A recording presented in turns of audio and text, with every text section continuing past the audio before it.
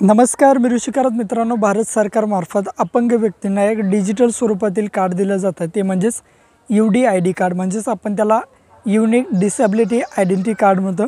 या कार्डद्वारे तुम्ही खूप साऱ्या सरकारी योजनांचा लाभ घेऊ शकता. आता हे जे अपंग व्यक्तींना दिलं जाणारं UDID कार्ड आहे, या कार्डची तुम्हाला ऑनलाईन पद्धतीने KYC करायची. ती KYC कशा प्रकारे करायची याची A to Z माहिती आपण या व्हिडिओच्या माध्यमातून बघणार आहे. तर मित्रांनो, व्हिडिओ नक्की तुम्ही शेवटपर्यंत बघा. आपल्या चॅनलवर जर तुम्ही पहिल्यांदाच आला असाल तर चॅनलला सबस्क्राईब करून ठेवा. असेच नवनवीन व्हिडिओ आम्ही तुमच्यासाठी घेऊन येतो. जर तुम्हाला काही विचारायचं असलं तर व्हिडिओला कमेंट करा. व्हिडिओच्या डिस्क्रिप्शन बॉक्समध्ये टेलिग्रामचा ग्रुप दिला आहे, त्यावरती तुम्ही अजूनही जॉईन झाला नसाल तर त्यावरती जॉईन व्हा. त्यावरती डायरेक्टली तुम्ही आमच्याशी बोलू शकता किंवा तुमचे प्रश्न आम्हाला विचारू शकता. नक्कीच आमची टीम तुम्हाला त्वरित प्रतिसाद देईल.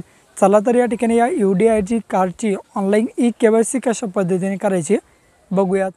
तर सर्वप्रथम गुगलवरती यायचं आहे आणि या ठिकाणी तुम्हाला सर्च करायचं आहे UDID. अशा प्रकारे तुम्ही सर्च करा. सर्च केल्यानंतर एक नंबरलाच तुमच्यासमोर वेबसाईट येईल UDID म्हणून.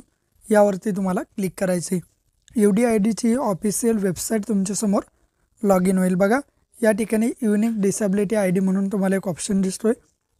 आता या ठिकाणी आपल्याला शोधायचं आहे. खूप सारे ऑप्शन आहे, त्यापैकी आपल्याला PWD लॉग इन अशा प्रकारचा पर्याय शोधायचा आहे.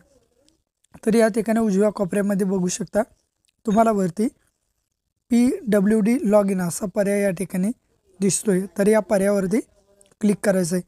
क्लिक केल्यानंतर खाली यायचं आहे. या ठिकाणी बघू शकता PWD लॉग इन दिसतोय. इन्व्हायरमेंट नंबर किंवा UDID नंबर म्हणतो.